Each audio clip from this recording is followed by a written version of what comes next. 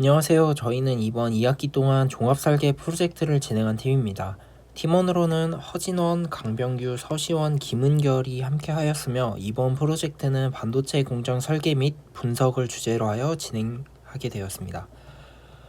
저희는 정보통신전자공학부 4학년인 만큼 배웠던 반도체에 대한 프로젝트를 진행하고 싶었지만 현실적으로 반도체는 매우 고가이고 이를 제작하고 분석하기 위한 장비나 팹을 지원받는 것이 상당히 어렵다고 생각을 하였습니다. 이러한 환경적 제약 속에서 실질적인 설계 및 검증 작업을 수행하기 위해 티캐드라는 시뮬레이션 소프트웨어를 활용하기로 결정하였습니다. 티캐드를 사용을 하면 실제 소자를 제작하지 않고도 컴퓨터만으로 다양한 반도체 공정을 가상으로 설계를 하고 그 특성을 분석할 수 있게 적합하다고 판단하였습니다. 왼쪽에 보이는 것은 저희가 직접 작성한 시모스 코드의 일부분입니다. 이 코드는 반도체 공정을 시뮬레이션하기 위해 저희가 직접 작성한 것이고 각 공정 단계가 세부적으로 구현되어 실제 시모스 공정을 재현하려 하였습니다. 예를 들어 여기 엣치 공정을 보면 엣치를 할 때 어떤 공정을 할지 옥사이드와 나이트라이트를 어느 몇 두께로 깎을지에 대한 세부적인 코드 작성을 확인할 수 있습니다. 오른쪽에 보이는 이미지는 저희가 반도체 프로세스 수업을 들으면서 배웠던 시모스 구조를 보여주는 사진입니다. 이 구조는 시모스 공정을 설계하는 데 있어 기초적인 참고 자료로 활용되었는데 저희는 이를 기반으로 공정 코드를 작성하며 각 공정 단계를 설계를 하였습니다. 왼쪽 사진은 저희가 티캐드를 활용하여 직접 구현한 시모스 구조의 사진입니다.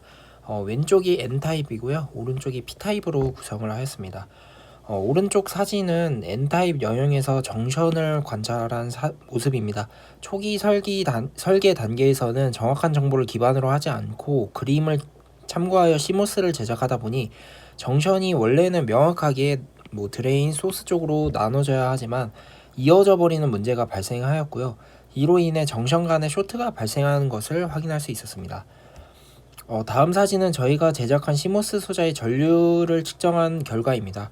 Y축이 드레인 커런트를 의미하고 X축이 게이트에다가 볼테이지를 줬을 때의 그래프입니다.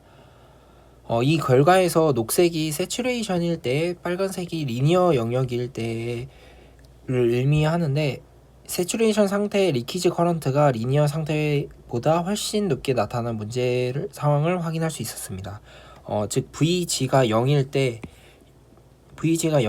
즉 반도체 소자가 작동하지 않을 때의 세츄레이션의 ID 커런트가 리니어일 때보다 훨씬 더 많이 높게 나타나는 문제를 확인할 수 있었고요. 이러한 문제를 해결하기 위해 교수님께 자문을 구하기도 하고 저희끼리 상의를 하면서 추가 공정을 설계하기도 하였습니다. 기존 공정을 계산하기 위해 다음과 같은 공정을 추가를 하였습니다. 첫 번째는 PL을 형성을 하였는데 PL 형성은 NMOS 트랜지스터가 안정적으로 작동할 수 있는 환경을 제공하고 소자 간의 기생 전류 경로를 줄이는 데 기여하여 리키지 커런트를 줄여주기 때문에 추가를 하였고 GOX 공정은 이게 게이트인데 게이트 밑에 옥사이드를 대포를 하고 스트립하는 공정을 여러 번 반복하면서 고품질의 얇은 절연층을 형성하여 게이트 전압에 의한 불필요한 전자 누설이 억제되어 소자의 신뢰성을 높이는 데 기여하게 된다고 공부를 하여 추가 공정을 설계하게 되었습니다.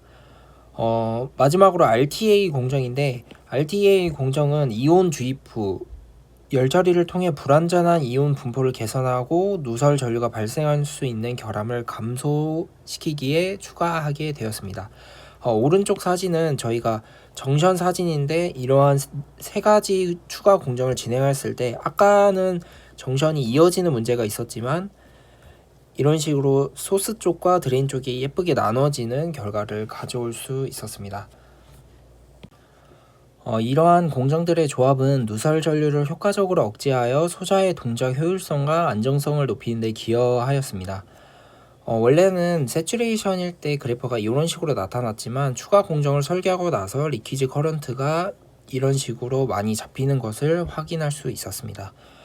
다음으로는 교수님께서 저희에게 해결 방안으로 논문을 참고하면서 문제를 해결하려고 조언해 주신 내용인데요. 전체적인 논문에 집중하기보다는 저희가 만든 시모스에 이 논문이 어떻게 적용되었는지를 말씀드리겠습니다. 논문에서는 바디 쪽에 전압을 걸어 리버스 바디 바이어스 효과를 주면 VT가 높아지면서 누설 조율가 줄어들 것이라고 설명을 하고 있습니다. X축, 이 오른쪽 그래프를 보시면 X축이 바디 바이어스에 얼마만큼 전압을 줄지, Y축이 VT가 그에 따라 얼마만큼 변하게 되는지에 따라 결과를 보여주고 있는데, 검정색 실선이 시뮬레이션을 돌렸을 때 반도체가 바디 바이어스에 전압을 줄 때 얼마만큼 VT가 옮겨지는 대한 실선이고요. 이 초록색 그 점선이 실제 반도체가 바디 바이어스를 걸었을 때 VT가 얼마만큼 옮겨지냐에 따른 그래프인데, 이 논문에서는 1.5V까지 주는 것을 추천하고 있습니다. 왜냐하면은 1.5V가 넘어갈수록 이 실제 반도체가 바이어스에 전압을 줄 때 VT가 리니어하게 옮겨지지 않고 이렇게 조금 튀게 되는 현상이 발견되니까 리버스 바디 바이어스를 줄 거면 1.5V까지만 주는 걸 추천한다. 이런 식으로 논문에서는 저희에게 말을 해주고 있습니다.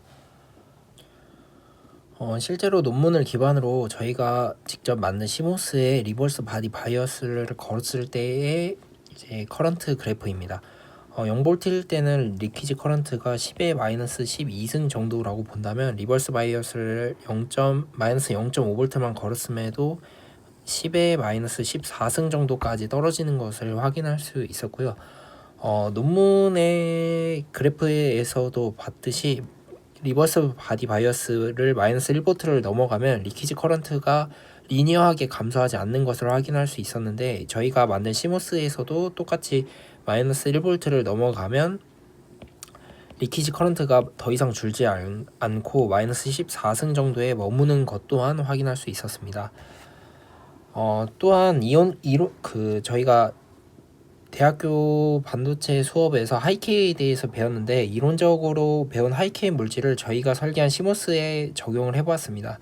기존에 있었던 SiO2를 대신해서 하이케이 물질인 하프늄 옥사이드를 적용을 해보았고요. 기존의 SiO2의 유전율은 약 3.9로 상대적으로 조금 낮은 반면 하이케이 물질은 유전율이 25로 약 6배의 차이가 나는 것을 확인할 수 있습니다. 6배 정도 차이가 나니까 수식적으로는 커런트가 6배 정도 차이가 나야 하지만, 실제로 저희가 만든 시모스 공정에 하이케이를 적용을 하였을 때의 커런트 그래프를 보시면 왼쪽이 SiO2일 때 오른쪽이 하프늄 옥사일 때의 그래프입니다. VG가 1.8일 때를 각각을 보면 SiO2일 때는 ID 커런트가 0.0072 암페어 정도 나오고, 하프늄 옥사일 때는 이보다 약 5배 증가한 0.0037 암페어 정도 나오는 것을 시뮬레이션을 통해 확인할 수 있었습니다. 이번 프로젝트를 통해 저희는 단순히 이론에 그치지 않고 실제 시모스 공정을 설계를 하고 시뮬레이션을 하면서 문제를 발견하고 해결하는 과정에서 많은 것을 배울 수 있었습니다.